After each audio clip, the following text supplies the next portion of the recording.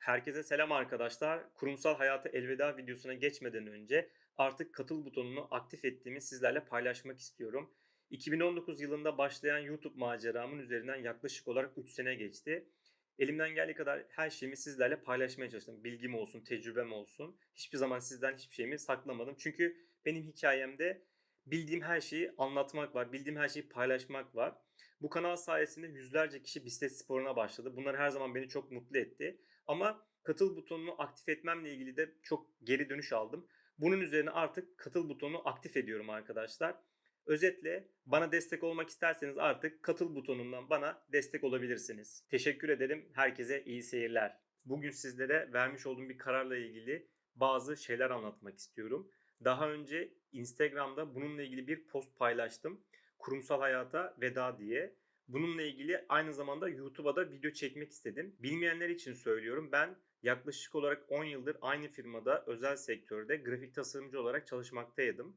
Bunun üzerine artık YouTube kanalı belirli bir seviyeye geldikten sonra artık bir karar vermem gerekiyordu. Çünkü hepsi aynı anda gitmiyordu. Antrenmanım eksik kalıyordu. Ya videolar eksik kalıyordu ya da sorumluluklarım eksik kalıyordu. Bunun doğrultusunda hepsini aynı anda götürmeye çalıştım ve bunun doğrultusunda yine tekrardan çok fazla strese maruz kaldım. Fedakarlık yapmam gerekti elbette tabii ki. Bunun için fedakarlık yaptım uzun yıllar boyunca ama artık belirli bir seviyeye geldim ve bir karar vermem gerekiyordu. Ben de bu kararı artık kurumsal hayata veda ederek vermeyi doğru buldum. 2019 yılında YouTube kanalımı açma kararı almıştım.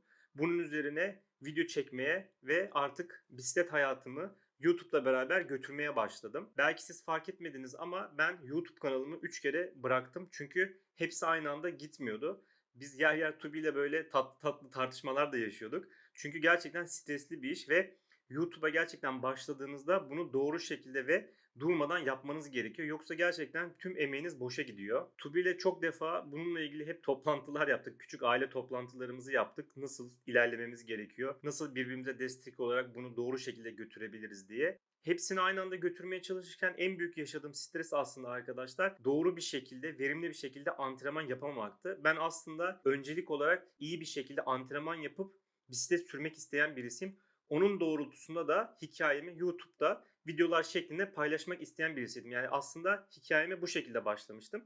Dolayısıyla hepsini aynı anda yapmaya çalışırken tabii ki yer yer bisiklet süremediğim oluyordu. Bu da bana çok fazla stres olarak geriye dönüş oluyordu. Bu beni çok üzüyordu. Belirli bir seviyeye geldikten sonra artık bazı kararlar vermem gerektiğini ben de farkındaydım. Tam bunun stresini yaşarken Tubi artık evden çalışmaya başladı ve bana dedi ki ben artık bundan sonra sana biraz daha fazla YouTube konusunda destek verebilirim ve Tubi YouTube kanalını biraz daha fazla böyle sırtladı ve artık bana destek olmaya başladı. Tabii ki bu beni bayağı bir rahatlattı. Çünkü ben sabah 7.45 akşam 17.45 bütün gün işte çalışıyordum arkadaşlar. Dolayısıyla YouTube'a çok fazla ilgi gösteremiyordum. Tabii ki bunun stresini de ben yaşıyordum ama burada Tubi küçük dokunuşlar yapmaya başladı ve YouTube kanalı artık sırtladı. Bir şekilde YouTube'a video üretmeye tekrardan başladık. Antrenmanlarımı işe gidip gelirken yapmaya çalıştım. Bu şekilde bir düzen oturtmaya çalıştım kendime. Tubi artık evden çalışmaya başladığından dolayı daha fazla evle ilgilenmeye başladı. İlgilenebilmeye başladı aslında. Yemekler yaptı. Ben dolayısıyla bunun rahatlığını biraz daha yaşamaya başladım. Eve geldiğimde hemen yemeğimi yiyebildim ve tekrardan bilgisayar başına oturup edit yapmaya başladım. Yani bir gün boyunca iş yerinde full çalışıyordum arkadaşlar. İşe giderken antrenmanı yapıyordum. İşten gelirken yine yorgunluk durumuma göre antrenman yapmaya çalışıyordum. Eve geldikten sonra yemeğimi yiyip hemen bilgisayar başına oturup edit yapmaya çalışıyordum. Çünkü hafta sonunu da boşa çıkartmam gerekiyor. Neden? Video çekmem gerekiyor. Video üretmem gerekiyor. Gerçekten çok uzun süre böyle bunun stresiyle beraber yaşamak zorunda kaldık Tubi ile beraber. Tabii ki bu süreç beni çok fazla yoruyordu. Takip edenler bilir. Bazı sürüşlere uykusuz gidiyordum. Bayağı bir fedakarlık yapmam gerekiyordu. İşten çıkıp direkt uzun sürüşe başladığım da oluyordu ama tabii ki bu beni çok fazla yoruyordu. Elimden geldiği kadar bunun üstesinden gelmeye çalıştım. Elimden geldiği kadar şartlarımın doğrultusunda en iyisini yapmaya çalıştım her zaman. Zaman geçtikçe YouTube kanalı büyümeye başladı arkadaşlar. Global markalarla çalışma fırsatı buldum. Bu beni tabii ki çok mutlu etti. Beni çok motive etti ve tekrardan bunların üzerine tekrardan YouTube kanalını böyle inşa etmeye beraber başladık Tubi ile beraber. Bu içerikler karşısında markanın bana bu video çok güzel olmuş, biz bunu çok beğendik demesi, sizinle çalışmaktan çok mutluyuz demesi benim için her zaman çok değerliydi ve beni çok mutlu etti ve beni çok motive etti. Ben de bunların doğrultusunda YouTube kanalına tekrardan dört elle sarıldım diyebilirim aslında. Bu kanalın böyle büyümesi için aslında birer işaretti benim için. Bunlar çünkü olmadan arkadaşlar motive olamıyorsunuz ve bir şekilde daha fazlasına gidemiyorsunuz. Böyle şeyler olduğunda ise gerçekten inanılmaz bir enerjiyle yolunuza devam ediyorsunuz. Tabii ki ben her zaman elimden geldiği kadar her şeyin en iyisini yapmaya çalıştım. Ben bu işi bilen birisi değildim. Video edit programı öğrendim, kurgu öğrendim, çekim öğrendim, ses öğrendim. Elimden geldiği kadar daha da öğrenmeye çalışıyorum. Bu süreçten sonra ben tekrardan daha fazla sürmek, daha fazla video editlemek ve hayallerime bir adım daha yaklaştığımı hissederek sürmeye ve video editlemeye devam ettim arkadaşlar. YouTube kanalın diğer bir kırılma noktası aslında Apidura Parallels Challenge oldu. Bununla ilgili bir sürüş yapıp 2 part halinde yayınladım arkadaşlar. Neredeyse 1,5 milyon izlenmeye ulaştı ve bunun doğrultusunda Apidura bana sponsor oldu. Bu tabii ki beni çok mutlu etti çünkü Apidura büyük bir marka. Ayrıca bu sürüş sonrası Instagram ve YouTube kanalı hızlı bir şekilde büyümeye başladı. Bu beni bayağı bir mutlu etti ve tekrardan yine bir motive etti. Çünkü gerçekten hiç olmadığı kadar YouTube kanalına inanılmaz şekilde böyle izlenme ve abone sayısı gelmeye başladı. İnsanlardan çok güzel geri bildirimler almaya başladım. Böyle olunca da hayalime bir adım daha yaklaştığımı hissettim. Bu çok değerliydi benim için. Belirli bir süre geçtikten sonra elimdeki ekipmanları yenileme kararı aldım. Çünkü ben daha iyi şeyler yapmak istiyordum aslında.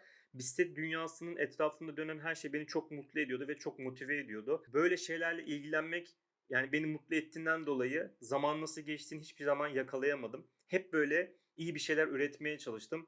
Birçok şey öğrenmem gerekiyordu ve elimden geldiği kadar öğrenmeye çalıştım. Ve bu şekilde tekrardan YouTube büyüyerek devam etti. Ben yarış koşmayan birisiyim. Uzun sürüşler yapan, dağlara süren, kendimi geçmeye çalışan, bikepacking sürüşleri yapan birisiyim aslında. Bu çizgiden hiçbir zaman başladığımdan beri ayrılmadım. Dolayısıyla kendi hikayemin peşinden giderken Shimano ile birlikte çalışma fırsatım oldu. Bu benim için çok önemliydi ve çok değerliydi. Bu beni bayağı bir mutlu etti. Shimano ailesiyle birlikte 3 tane proje yaptık arkadaşlar. Sağ taraftan o videolara da ulaşabilirsiniz. Biz bu videoları gerçekten içimize çok sinerek yaptık. Bizim için çok değerli ve çok anlamlı oldu. İşimden dolayı Shimano ile birlikte birçok projenin içerisinde bulunamamaya başladım. Çünkü artık zaman yetmiyordu. Antrenman yap, çalış, eve gel, edit yap, Shimano ile birlikte bir şeyler yapmaya çalış. Hepsi bir arada olmamaya başladı. Durum böyle olunca ben kısır bir döngü içerisine girdim ve dar alanda sıkıştığımı hissettim ve hiçbir şekilde daha fazlasını yapamayacağıma karar verdim eğer bu düzende gidersem. Ya işten çıkıp bu standardın dışına çıkacaktım ya da işten çıkmadan bu düzende standart bir şekilde dar alanda kalıp aynen böyle devam edecektim. Ama ben bunun böyle olmasını istemiyordum çünkü benim hayallerim vardı ve hayallerime ulaşmam gerekiyordu. Dolayısıyla ben bir karar vermek istedim ve Tubi ile oturup bir aile toplantısı yaptık. Tubi ile beraber oturup konuştuğumuzda artılarıyla eksileriyle her şeyi masa üzerine bir yatırdık, konuştuk ve işten ayrılmanın en doğru zamanın bu olduğuna kanaat getirdik. Çünkü ben inanıyordum ki daha büyük kapılar da açılacaktı. Ve bu hayallerimin peşinden gidebilmek için artık bu kapıları açıp içeri girmem gerekiyordu. O dar alanda kalırsam eğer hiçbir şeyin standardın dışına çıkmayacağını düşünerekten işten ayrılma kararı verdim arkadaşlar. Yaklaşık olarak bir aydır çalışmıyorum. Artık sadece YouTube'a video içeriği üretiyorum. Yapacaklarımın listesini yaptığımda gördüm ki o kadar çok şey birikmiş ki hepsini böyle bir listeledim, programladım ve hepsini yavaş yavaş hayatıma dahil etmeye başladım. Hala tam oturmuş bir düzenim yok. İşten ayrıldıktan sonra yapacak işler çok fazla olduğundan dolayı işte antrenmanda sorumluluklar derken yavaş yavaş düzenimi oturtmaya başladım diyebilirim. Ama şu anda bile çok doğru bir karar verdiğime inanıyorum, hissediyorum. Her şey daha güzel olacağını düşünüyorum. Bu kapıları bir şekilde açmam gerekiyor ve artık daha da güzel şeylere ulaşmam gerekiyor. Bunların dışında da söylemek istediğim şunlar var arkadaşlar aslında. Beni izlediniz, zamanınızı ayırdınız ki bu hayattaki en değerli şey. Bu benim için çok değerli. Destekleriniz için çok teşekkür ediyorum. Bana böyle çok güzel mesajlar oluyor. Bunlar beni çok motive etti. Çok mutlu oldum. Yani ben sadece bisiklet süren birisiydim. Dağlara süren birisiydim ama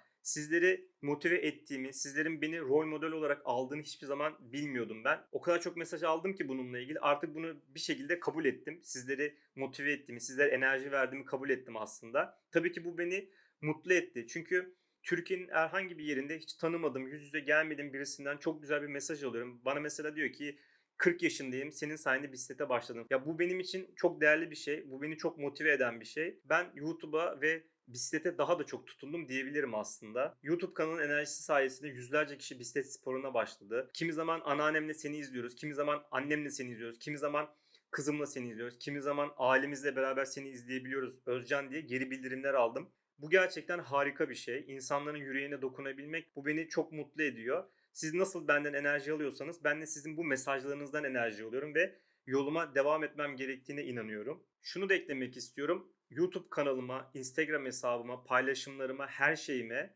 saygı sevgi çerçevesi içerisinde her türlü yapıcı eleştiriye açığım arkadaşlar. Bunun böyle daha iyi olacağına inandığınız herhangi bir şey varsa her zaman bunları benimle paylaşın. Her şeyi okuyorum ama her zaman cevap veremiyor olabilirim. Lütfen bunu anlayışla karşılayın. Mesela bana gidon açını düzelt diye bir geri bildirim geldi arkadaşlar. Normalde gidon gözükmüyordu ve bu gerçekten haklı bir geri bildirimdi. Ben de bununla ilgili çalışma yaptım, deneme yanılma yaptım ve gidon açımı son videomda sağ taraftaki karttan bu videoya da ulaşabilirsiniz.